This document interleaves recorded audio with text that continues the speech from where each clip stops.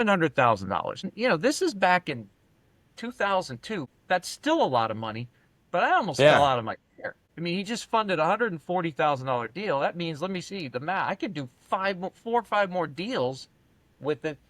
3 months later, he had $1.2 million on the street. I just kept coming back to him with more deals, and that generated $40,000 to $35,000 for me in my pocket. I'm like, holy cow! It was like a money printing machine. Welcome to the Real Estate Pros Show, where we interview real estate investing professionals from coast to coast, as well as the service providers that serve the real estate investing industry. Our goal is simple: share what's working now to help you improve and scale your business to the next level and meet the pros that can help you get there. Real Estate Pros is powered by Investor Fuel, America's leader in helping real estate investors and professionals build the business you need to live the life you've always dreamed of. Let's start today's show. Property insurance for real estate investors doesn't have to be difficult, but it does need to be there to protect you when you need it. MyInvestorInsurance.com not only provides insurance at 15 to 30% cheaper than traditional agencies, it's built specifically for real estate investors like you. You can set up an account in about 2 minutes, get quotes on properties, turn on and turn off insurance for your fix and flip or rental properties in around 2 minutes without having to talk to anyone directly, all through our portal. There's no better way or faster way to make sure you've got the coverage you need to protect you, and no more lengthy policies either. Once you're set up, you're billed monthly and prorated by the day for however long your policy is active. It's powered by MSI, the third largest independent MGA, with 1.5 million customers and more than $1 billion in cumulative premiums written. Get set up today in about 2 minutes at myinvestorinsurance.com/fuel. Hey, folks, welcome back to the show. Today's guest is based in Roswell, Georgia, in the greater Atlanta area, and specializes in residential fix and flip loans for single-family properties. Please welcome Peter St. Martin. Peter, welcome to the show. Thanks, Dylan. Happy to be here. Pretty excited, actually. It's great to have you, Peter. I always like to start off at the top by asking folks how they got into the real estate space. Yeah, that's all. You're really taxing my memory here. It's been so long. I don't remember not being in the real estate space, but I've always been an entrepreneur. I had a lot of corporate jobs. I had plenty of, sitting at a desk, W-2 type stuff. But I've always had an interest in real estate. I didn't act on that until about 1999, 2000 maybe. And I had the Carlton Sheets CDs. You may be too young to even know that name. I was a Ron LeGrand student back in the day. And I just started, consuming education. And then I started just calling. Again, they used to have these things called newspapers. You may have seen one. And I would call on ads in the newspaper to try to buy houses, and failed miserably at that. And then I heard about a Ron LeGrand in-person seminar. I was sitting in another seminar at the time. Ron's pitching this thing, $6,000 course, whatever. But today, special only, $1,500, and you can bring your partner. And I looked over to the guy next to me. We're in Fort Lauderdale or Miami. I can't remember which. And I said, you want to go to Houston with me in a couple of weeks? He said yes. I went to Houston. I came back. I did some of the things Ron said, and I bought 4 houses in 6 weeks. And Holy smokes. That's how it all started, after making calls for weeks and weeks and months and having no success whatsoever. I want to pivot a bit here and ask you about going from W-2 to real estate, because I know this is in the early parts of your journey, right? And it's since scaled and pivoted. But what was that transition like? And was it like a hard pivot, or was it a little bit kind of transitioning out and then going full time with real estate? Yeah. So that's another interesting question. And, that's different for everybody. And the way it worked for me, it just was like serendipity. I was working in the IT field. I was managing a small team of IT developers, but I had already gotten into lending, and I was doing at least 1 deal a month, maybe 2 deals a month at that time. And that was enough to make more in real estate than I was making at my job. Wow. And I was working on a big project for the state of Georgia, and the state pulled the plug on the project. Actually, no, my son was born, and thank you, Bill Clinton, I took advantage of the Family Medical Leave Act. Stop living on an island and join the #1 mastermind in America for professional real estate investors. Investor Fuel is a community of hundreds of the nation's top investors working together to build stronger businesses and better lives. In addition to the amazing community of real estate investors acting as a board of advisors for one another, Investor Fuel members have access to 100% funding on purchase and repairs for our members only, a health insurance program, and benefits and discounts that more than pays for the membership of most of our members, meaning it's actually costing you money to not be a member of Investor Fuel. If you're looking to scale your business and build a business that allows you to live the life of your dreams, please visit investorfuel.com today and book a call with our team. So I got, 12 weeks or something like that? You didn't get paid, but you got to keep your job for those 12 weeks. So I took that time off, went full time into the business. It was going so well, I was going to go back to work and put my 2 weeks in and quit.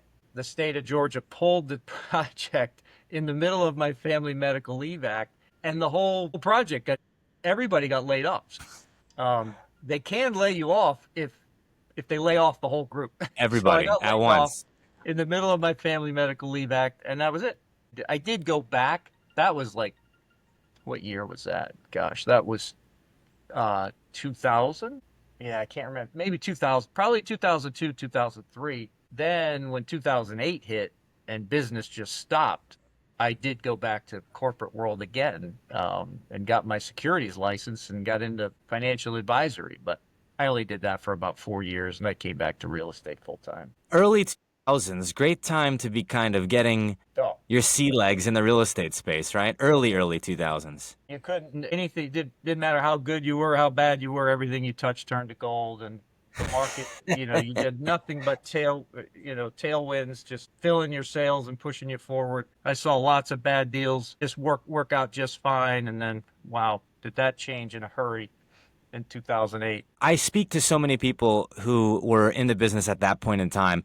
A lot of lenders came into the business and went out of the business because you were seeing a lot of people making money kind of hand over fist on the traditional mortgage side, and then it just evaporated. Because if you had a pulse and a part-time job, here's a house. But then after that, you get Dodd-Frank and you get all this compliance and regulation and restriction, and it's now a lot more challenging to get a mortgage today. But I want to ask you about going through those pivots. You mentioned getting in, going full-time, going back, getting back in. Did you ever at any point in time look at this and say, well, what's the 15, 20, 30-year plan when it comes to real estate? And what is my portfolio, or how do I want to structure my life around this? Or was a lot of it really figuring it out on the fly? Yeah, I mean, I would say a combination of both, right? I think back to when that collapse happened, and it was way more than Dodd-Frank, right? Because the collapse happened, then Dodd-Frank comes out of that. So there's this period in between where literally the credit market evaporated. There was nobody was lending money. So we couldn't do any new loans because there was nobody there to lend to somebody to take us out. So we just stopped doing. I was doing 5 to 6 loans a month in 2007, slowing down in 2008. In 2009, I did 3 loans all year. And the total was $75,000. I mean, I wasn't making a living doing loans. So I got into the car business, I got into securities, but I lost track of your question. The ability to pivot, I think, is a hallmark of a real estate investor, someone who's been doing it a while. But also, I ask folks this. It's almost hard to have an idea in your head like, hey, this is exactly what I want my business to look like, because you really don't know. I feel that way. Like, I used to think this is exactly what I want to do. I used to say to myself, I want to be a commercial realtor, or I want to get involved in commercial. Now I'm like, I don't know if I want to be involved in commercial at all, because it went through COVID and we saw things come back. And now I'm thinking I like land deals. Ultimately, I just know I like real estate and I want to be involved in the real estate space, but I don't really know which vertical I'm going to be in, even in 5 years. Yeah. Did you have that kind of same mentality, or were you more like, hey, I'm the loan guy. This is what I do. I love loans, and this is kind of the space that I'm playing in? If you're looking for consistent, high-quality leads, look no further than Investor Machine. Investor Machine isn't just another agency. It's the most sophisticated, data-driven lead generation company on the planet for real estate investors. and serves the role of being not just a lead generator for your business, but a marketing partner that is helping you achieve your goals along the way.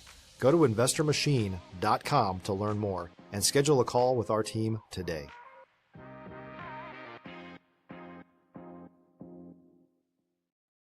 Yeah, so the loan thing just happened. It was not, I never set out a plan to be a lender. In fact, I'll back up a little bit and tell you a quick story. I met a bunch of guys at the local RIA group. Georgia RIA was a big organization at the time, one of the largest in the country.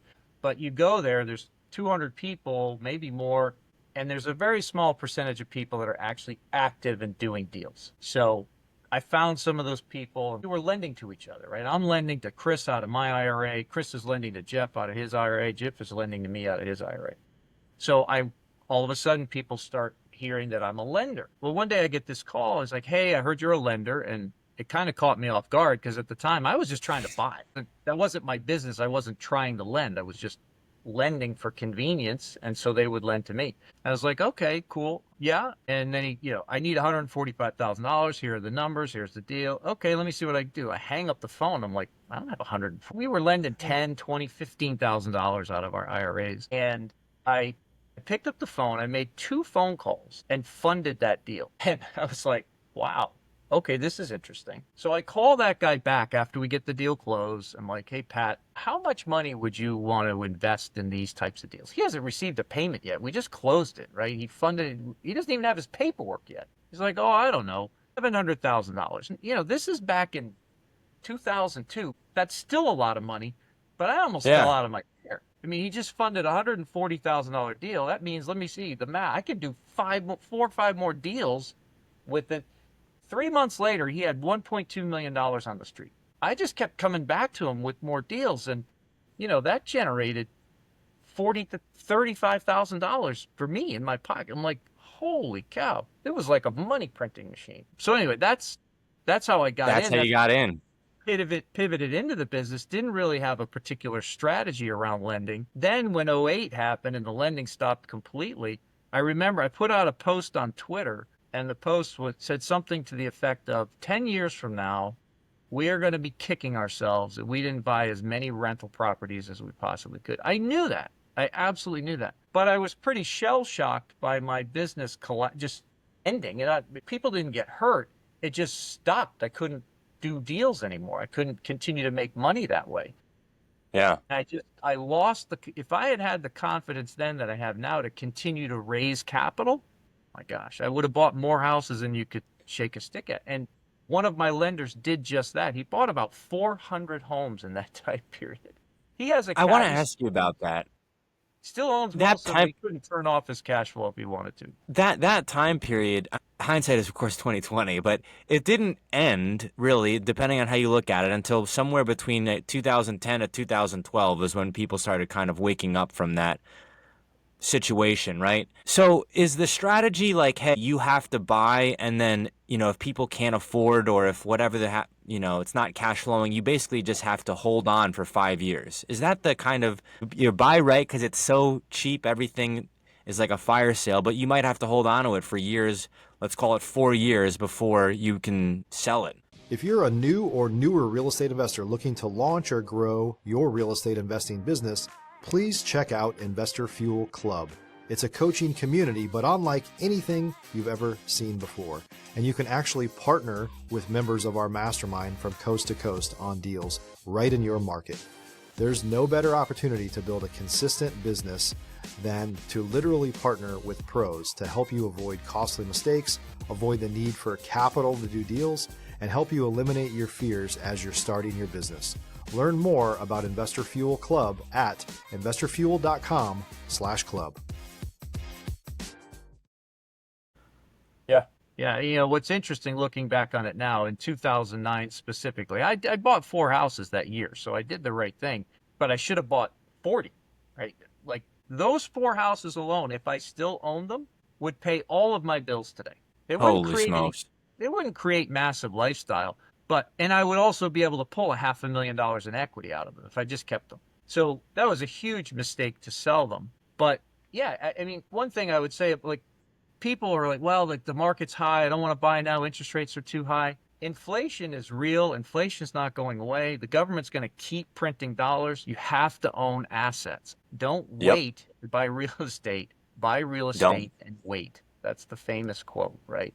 Now, that said, I don't buy retail, right? I look for deeply discounted deals. And so when you connect people like us, you can learn that, because the average person out there on the street doesn't know there's a wholesale market for real estate. Right. And we can help the retail buyer get into deals creatively and on the wholesale market.